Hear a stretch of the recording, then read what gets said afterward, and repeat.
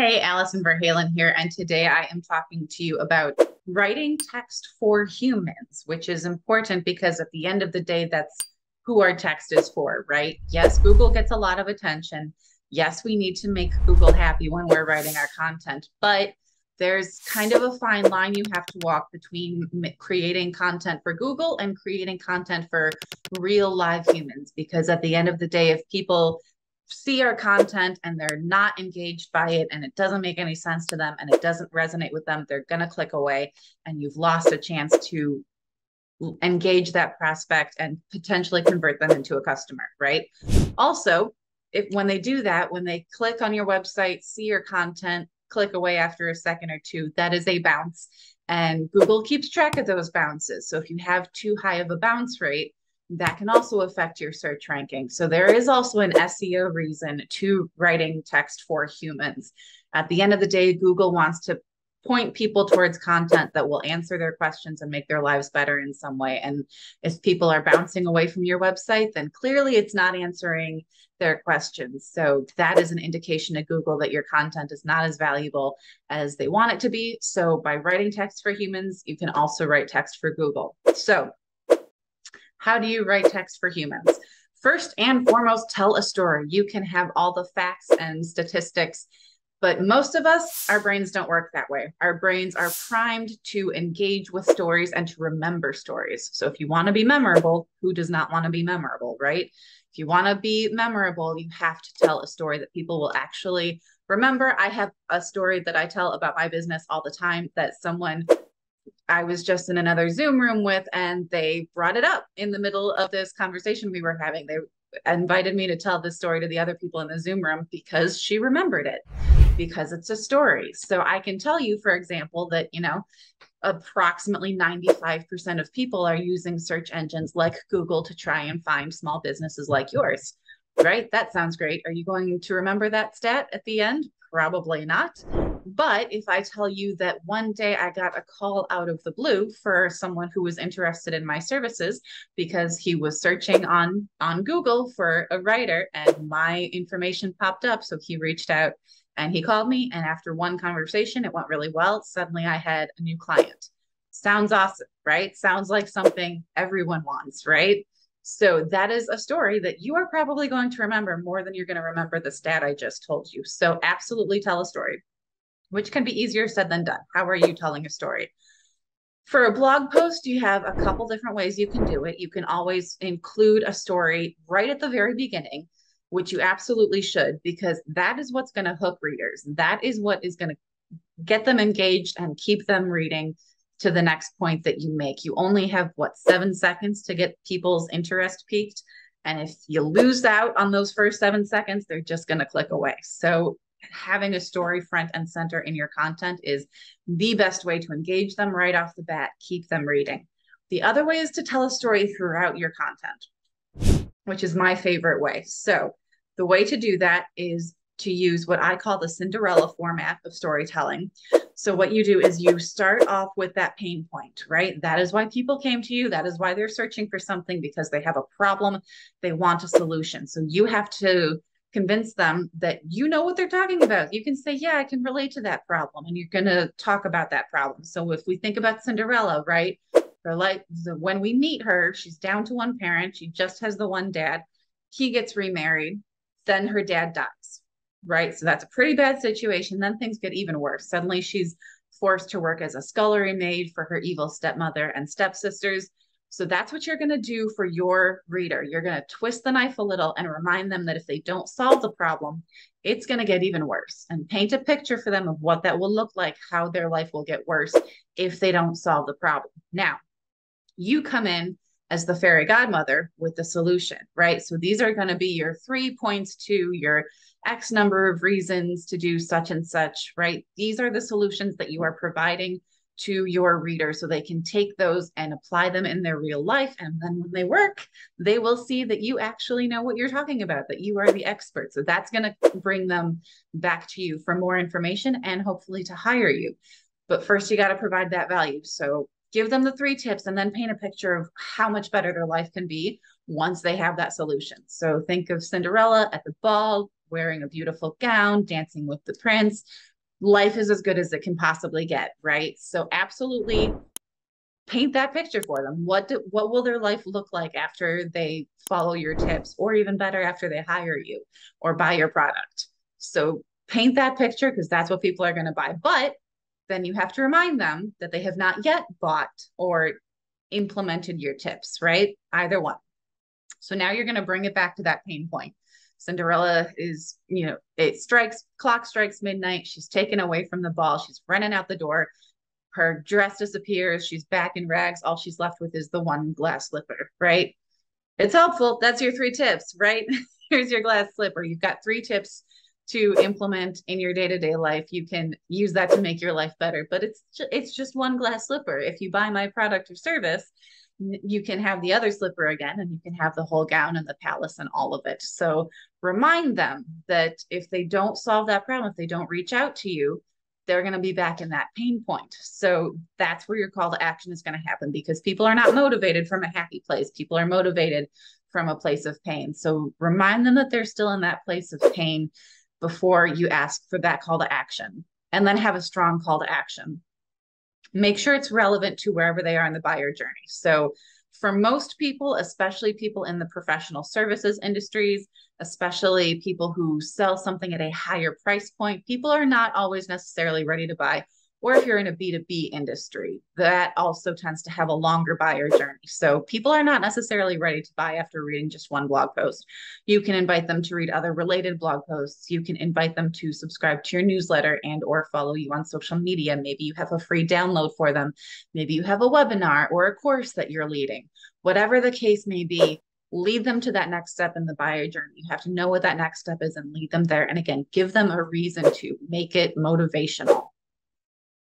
Next up, you're going to optimize your headline. So I actually took a poll online once. Someone asked, do you write your headline at the beginning, the first thing you do, or is it the last thing you do? And my answer was kind of both. I write my headline first, and then I write the content, and then I go back to my headline and I make sure that A, it's optimized for search engines, but I also want to make sure that it is relevant to the content that I wrote. So for optimizing your headline, make sure your keyword is in there, but also follow those clickbaity rules, right? Clickbait gets a bad name because it's clickbait. They want you to click, and then the headline has nothing to do with whatever they got you to click through to. But there's a reason that people keep clicking on those headlines, even people who've been tricked by clickbait before, right? It's because it's so powerful that we just can't help ourselves. We have to know about it, whatever it is they're promising, right? So ways to have a clickbaity headline in a good way is to have a number at the beginning. You can have 3 ways to, you can have 9 reasons for XYZ, 700 tools to use. You don't want to write 700. I want to say the highest number I've seen at the beginning of a headline is 100 or 101, something like that. You don't want to go higher than that, but don't go lower than 3. If there's just one could be powerful. If it's like, this is the one thing you need to grow your business, which I doubt there's just one thing you need to grow your business. That sounds like legit clickbait. But point is, those numbers, those are really powerful. And that one thing you can do to grow your business, right? Who's not going to click on that? So the numbers are great. How to is also great. How to headlines are super powerful. They're also great keywords. Most people are typing something into Google because they want to know how to do such and such. So by putting how to do XYZ in your headline, that's going to help your searches, but it's also going to be a clue to people that your content is relevant to what they searched for, because it has what they searched right there in your title. You also need an emotional component in your headline. You absolutely have to give them a reason. Tell them how their lives will get better after they read your content. So give them a little taste of Cinderella at the ball, right? Just hint at it in your headline. You're not going to paint the whole picture for them in the headline. You do not want your headline to be more than 70 characters, because then it runs off the page of Google, right? So make sure that it's short and sweet, but you have to have that target keyword in there. You have to address the pain point, but also hint at how their lives will be better. Hint at that solution. Next up, you're going to keep it short. So when I say keep it short, I don't mean the whole content. Blog posts that are 1,760 words, that's the average length of the blog post to rank on the first page of Google, but that is the average. which means there are longer blog posts on the first page of Google and there are shorter blog posts on the first page of Google. So don't think that every piece of content you write needs to be 1,700 words. That is not the case. People ask me if it depends on the industry. Not so much. No, most people ask me that because they think their people don't read long content, and that's not always the case. Sometimes their ideal clients, their prospects are reading long content, and those people could benefit by writing longer content. What it does vary by is the keyword. So if you're doing some keyword research before you start writing, which you absolutely should, if you see really long blog posts using that keyword, then you need a longer blog post. If you see really short blog posts using that keyword, then you need really short blog posts.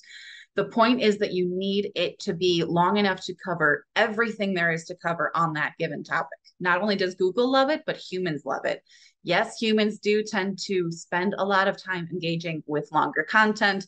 A lot of people don't believe me when I tell them that, but it's true. There's a reason that longer content ranks on Google. Medium did a study a year or two ago where they found that the content that was getting the most engagement, people were spending the most time on content that is really long. That is about 1,700 words. So yeah, people are reading that longer content. Give them a reason to cover everything there is to cover on that topic.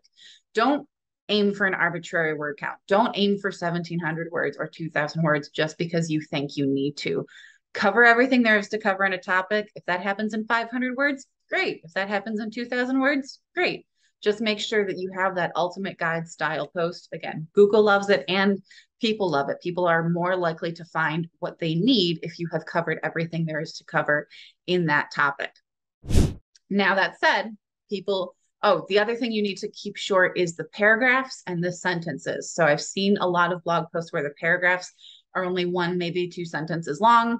Most of my paragraphs tend to be a little longer than that, more like 3 sentences long.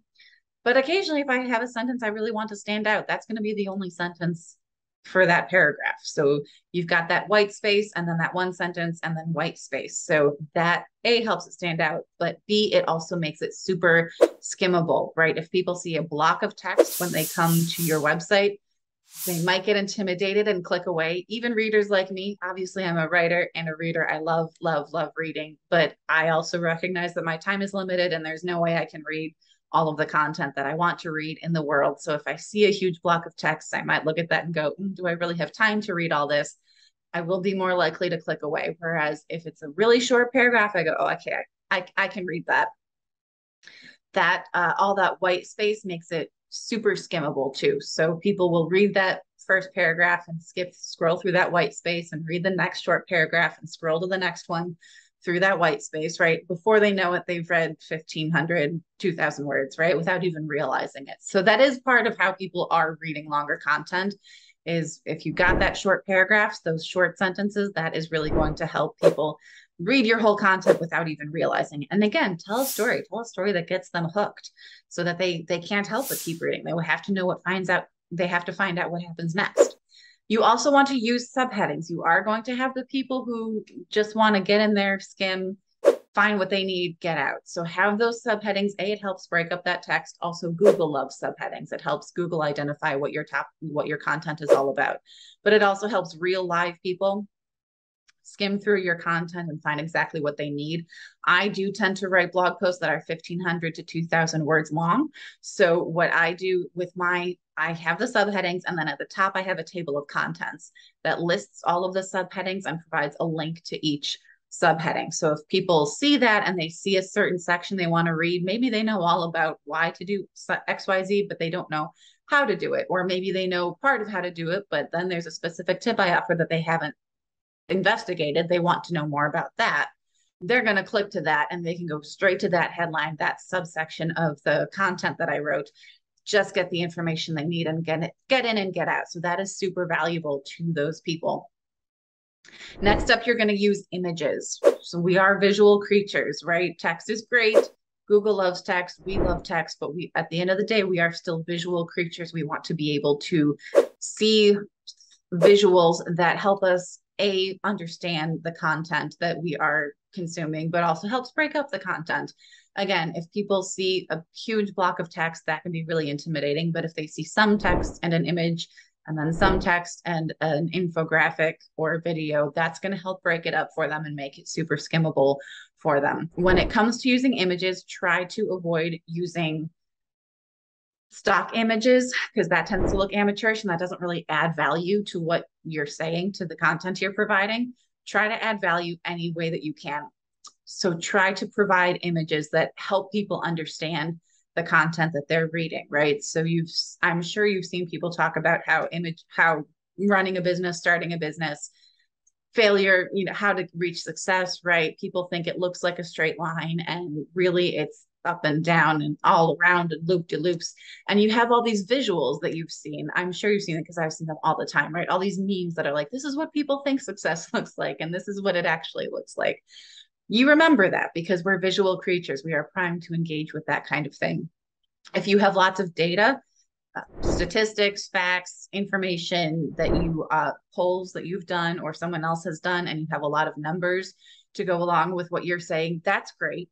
But remember that people are primed to remember stories. So put it into a story if you can, but also we're visual creatures. So put it in a chart or a graph because that will help us understand the information better. So that is it. Those are all my tips today for how you can write better content for humans. Your homework is to write at least one blog post using all of the 5 tips I just gave you.